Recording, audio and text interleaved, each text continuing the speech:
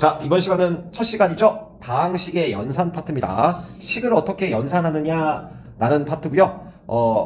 용어부터 분명하게 정리하고 가도록 하겠습니다. 자, 밑에 이제 5개의 용어들이 나와 있는데요. 예시의 식 하나를 가지고 지금 보시는 식을 다항식이라고 하는데 식을 가지고 용어들을 정리해 보도록 하겠습니다. 첫 번째 용어는 항입니다. 자, 항이 뭔지부터 분명하게 짚고 넘어가겠습니다. 한번 적어보면 수 또는 문자의 곱셈으로만 나타내진 식. 자, 요렇게 정의를 내려주시면 되는데, 지금 위에 예에서 항을 한번 보면요. 자, 이런 거요. 숫자와 문자의 곱으로만 나타내 있죠? 이런 것들을 다 항이라고 표현을 합니다. 자, 여기요.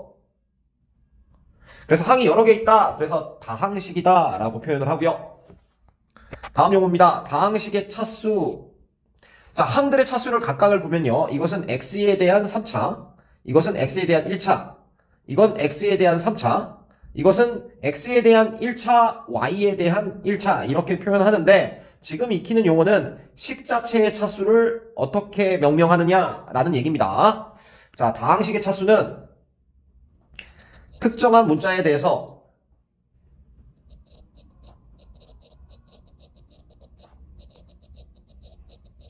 차수가 가장 높은 항, 그것의 차수를 다항식의 차수라고 한다.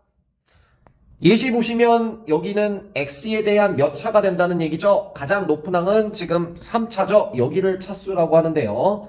3차, 그러니까 x에 대한 3차식이다 라고 표현을 하고요. y에 대해서는 여기가 차수가 가장 높은 거죠. 아무것도 안 써있는데 1차라는 뜻이고요. 그러니까 y에 대해서는 1차식이다 라고 표현을 해주셔야 되겠습니다. 자, 이 다항식은 x에 대한 3차 다항식이고요. y에 대해서는 1차 다항식이다. 이렇게 이름을 붙여주셔야 되겠습니다. 자, 다음 개수입니다. 개수를 문자 앞에 붙어있는 숫자라고 알고 계신 분들이 많은데 잘못된 거고요. 자, 그럼 정확한 정의가 뭔지 체크를 해보겠습니다. 항에서 특정한 문자를 제외한 나머지 부분. 자, 이게 무슨 소리냐? x의 개수를 구해라. 한번 예를 들어보도록 하겠습니다. x의 개수요. 지금 x 달린 항을 보면 여기랑 여기가 보이죠? 그런데 x 앞에 붙어있는 숫자만 생각해서 x의 개수가 2다 라고 하면 이것은 틀립니다. 자, x의 개수는 이 두 가지 항을 정리해서요. x에 대해서 묶어주면 2 더하기 3y x라고 표현할 수 있죠? 그러니까 x 앞에 달린 x를 제외한 나머지 부분을 개수라고 한다. 그러니까 x의 개수를 구해라 라고 하면 2라고 하면 틀리고요. 2 더하기 3y다 라고 해야 맞습니다. 명확하게 익히고 넘어가 주시길 바랍니다. 자, 상수항이요. 숫자만 있는 항을 상수항이라고 하고요. 항은 항인데 숫자만 있는 항. 여기서 표시해보면 이거죠. 문자가 없습니다. 이런 것을 상수항. 자, 동류항 개념입니다. 종류가 같다라는 얘기인데 종류가 같다라는 게 수학적으로 어떤 의미냐? 두 가지가 같아야 합니다. 첫 번째, 자, 기억 니은으로 해볼까요? 문자가 같아야 되고요. 두 번째, 차수까지도 같은 항. 문자와 차수가 모두 같은 항을 동류항이라고 한다. 뒤에서 다항식의 덧셈과 뺄셈을 하실 때 동류항끼리 연산을 해주게 되고요. 그때 문자와 차수까지 같은 항끼리 묶어서 연산을 한다. 자, 여기까지 정리해 주시기 바랍니다. 넘어가겠습니다. 자, 문제 풀어보면서 익혀보도록 하죠. 다항식의 덧셈과 뺄셈입니다. 밑에서 이제 곱셈과 나눗셈도 하게 될 거고요. 자, 식들이 쭉 주어져 있고 이것을 구해라 라는 문제네요. 좀 써보겠습니다. 2a부터 써볼까요? 마이너스 2x 세제곱 더하기 4x제곱 더하기 8 2a 썼고요. 빼기 b부터 써주시고 마이너스 x 세제곱 더하기 2x 마이너스 1이요. 빼기 3c 마이너스 9x 세제곱 플러스 6x제곱 마이너스 3x. 자, 괄호 안부터 연산해 주셔야 되죠. 동류항끼리 연산해야 되고요. 자, 여기 x 세제곱이요. 마이너스 10x 세제곱, x제곱 여기 있죠. 6x제곱, x 여기랑 여기요. 마이너스 x 마이너스 1. 자, 마이너스 풀어서 연산을 해주면 10x 세제곱 마이너스 6x제곱 플러스 x 플러스 1. 자, 여기 두 개 남았습니다.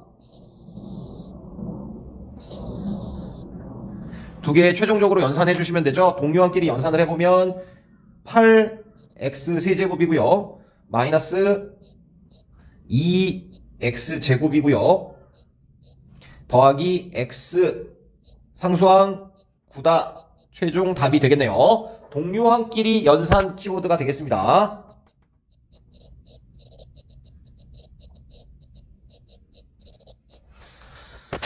자, 곱셈. 분배 법칙을 통해서 연산을 하는 게 기본이고요. 분배 법칙이요. 자, 분배 법칙으로 전개를 해준다. 식을 써보겠습니다. 2a 플러스 b의 세제곱을 물어보고 있죠. 식을 써보면 2a 플러스 b, 2a 플러스 b 하나 더요. 자, 순서대로 이런 식으로 전개해 나가도록 하겠습니다. 앞에 두 개의 괄호부터 전개를 해보면 4a 제곱 더하기 2ab, 그 다음에 2ab 더하기 b제곱, 정리를 해서 써보면 4a제곱 더하기 4ab 더하기 b제곱이고 아직 2a 더하기 b 하나 더 있죠. 자, 전개해 보겠습니다. 자, 이런 식으로 전개를 하면 되죠. 자, 전개를 해보면 8a 세제곱 더하기 4a 제곱 b 더하기 8a 제곱 b 더하기 4a b제곱, 마지막 b제곱 전개요.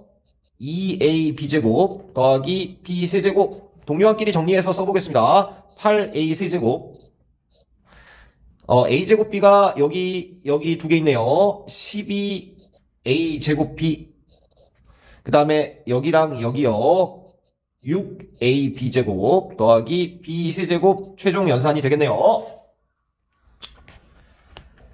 자, 다음 다항식의 나눗셈입니다. 중학교 때 아니면 초등학교 때 이렇게 배우고 오신 나눗셈, 숫자 나눗셈부터 정리를 해보면 이쪽에다 한번 써볼까요?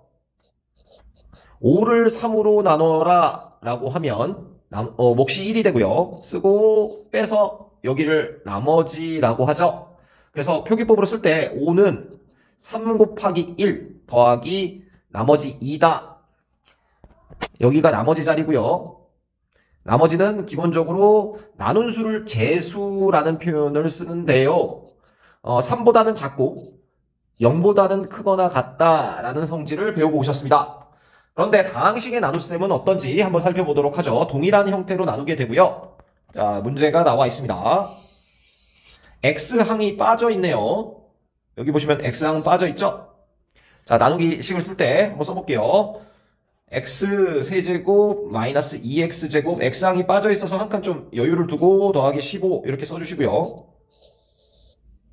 x 플러스 3으로 나눠보겠습니다. 여기 x제곱 곱해서 써주시면 x 세제곱 더하기 3x제곱이고요. 두 개 빼주시면 마이너스 5x제곱, x항은 없죠? 마이너스 5x 써주고요. 마이너스 5x제곱 마이너스 15x, 다시 빼서 써주시면 15x, 여기 있는 상수항 그대로 내려옵니다. 플러스 15. 15 써서 곱해주면 15x 더하기 45 되고요. 빼주면 마이너스 30. 최종 나머지가 되겠죠? 자, 동일한 표기법으로 써보면 x 세제곱 마이너스 2x제곱 플러스 15라는 식이 있습니다. x 플러스 3으로 나눴고요. 몫이 x제곱 마이너스 5x 플러스 15다. 나머지는 마이너스 30이다. 자, 이렇게 표기할 수 있고, 자, 여기를 A, 나눈 거죠. 나눈 식. A라고 하고, 여기를 R이라고 할 때, R의 차수가 무조건 A의 차수보다는 하나 이상 낮을 수밖에 없다. 차수가 같았다면 한 번 더 나눠지겠죠? 그러니까 이 내용은 분명히 기억해 주시기 바랍니다. 자, 보면서 필기 하시는 건 별로 도움이 안 되고요. 다 보고 나서 직접 한번 풀어보면서 연습 한번 더 해보시기 바랍니다. 자, 간단하게 필기하고 가시죠. 풀어보고 가시죠. 넘어갈게요. 새로운 연산법인 조립제법에 대해서 익혀보도록 하겠습니다. 나누기에서 쓰는 내용이고요. 1차식 언제 쓰는지부터 분명하게 익히고 가셔야 되는데, 조립제법은 1차식으로 나눌 때만 쓴다. x-a로 나눌 때. 자, 개수만을 사용해서 푼다 라는 게 두 가지 특징입니다. 어떻게 실제로 사용하는지 한번 익혀보도록 하겠습니다. 자, 문제가 나와 있네요. 다항식 있죠? 1차식으로 나누려고 합니다. 목과 나머지를 구할 수 있는데요. 기본적으로 좀 전에 익히고 오셨다시피 x 3x 세제곱 마이너스 2x 제곱 마이너스 3x 플러스 2를 이런 식으로 x-2로 나눠서 구할 수도 있지만, 조립제법을 1차식으로 나눌 때 쓰면 편하고요. 여기 있는 개수들, 이런 것들이요. 이런 것들만 써보도록 하겠습니다. 자, 3, 마이너스 2, 마이너스 3, 2라고 쓰고요. 여기 있는 나누는 식을 x가 0이 되게 하는 것을 찾아서요. 여기서는 x가 2일 때 0이 되죠? 그것을 2라고 써줍니다. 자, 첫 번째 문자 그대로 내려오고요. 3이요. 두 개 2랑 3을 곱해서 여기다 써줍니다. 그 다음에 중요한 건 식을 더해서 여기랑 여기를 더하기를 통해서 써준다라는 게 핵심이고요. 더해서 써보면 4가 되겠죠? 자, 동일한 방식으로 2와 4를 곱하면 8이 될 거고요. 지금 더해서 써주면 5가 될 겁니다. 2, 5, 10 더해서 써주면 12.